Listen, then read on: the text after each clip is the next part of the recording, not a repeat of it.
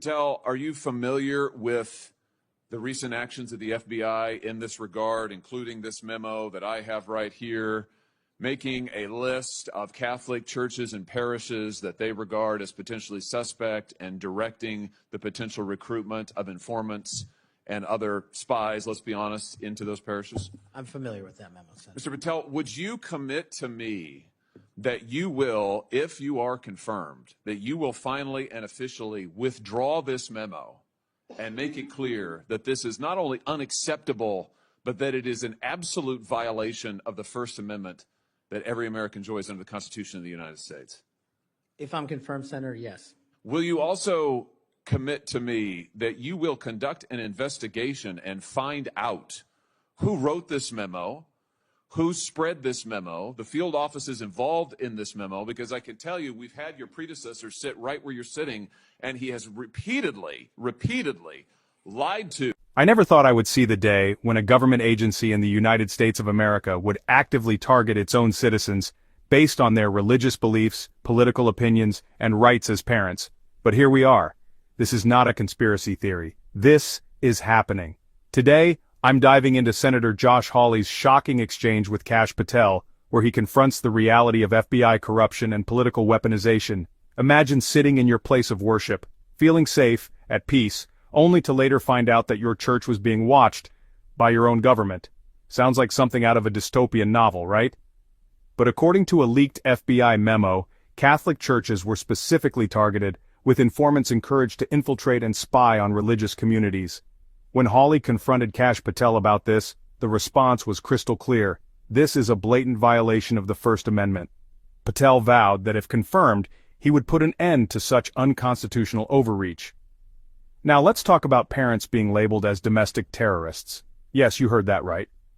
During the COVID era, parents across the country stood up at school board meetings, voicing their concerns over critical race theory, masking policies, and their children's education. And will you fire them, Mr. Patel, consistent with department policy and law? Senator, you have my commitment to investigate any matters such as this one that are important to Congress. I will fully utilize, if confirmed, the investigative powers of the FBI to give you the information you require and also to hold those accountable who violated the sacred trust placed in them at the FBI. I'm glad to hear you say that, and I'm glad you use the word sacred trust, because that's exactly what it is. The FBI is the most powerful law enforcement body in this nation, arguably the most powerful law enforcement body, at least in a free nation in the world.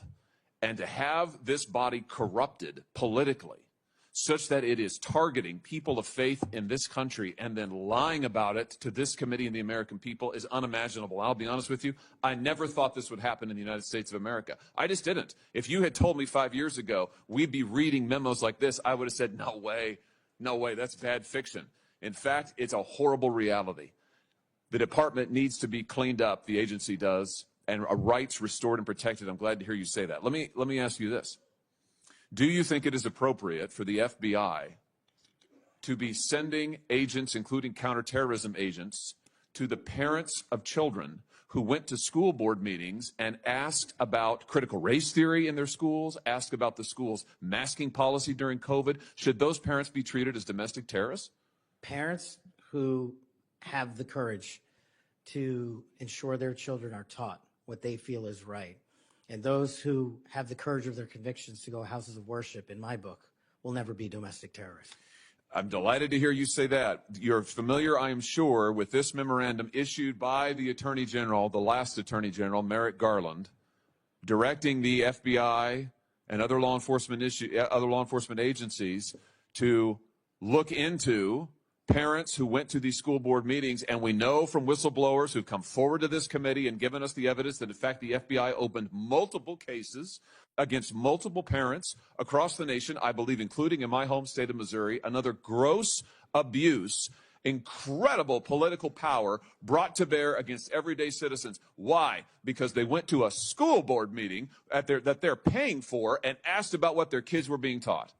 Once again, I can't imagine, I couldn't have ever thought this would happen in the United States of America. Will you find out who was involved in this policy within the FBI, who agreed with it, who implemented it, who encouraged it? Will you find out that, Mr. Patel? Will you do an internal investigation?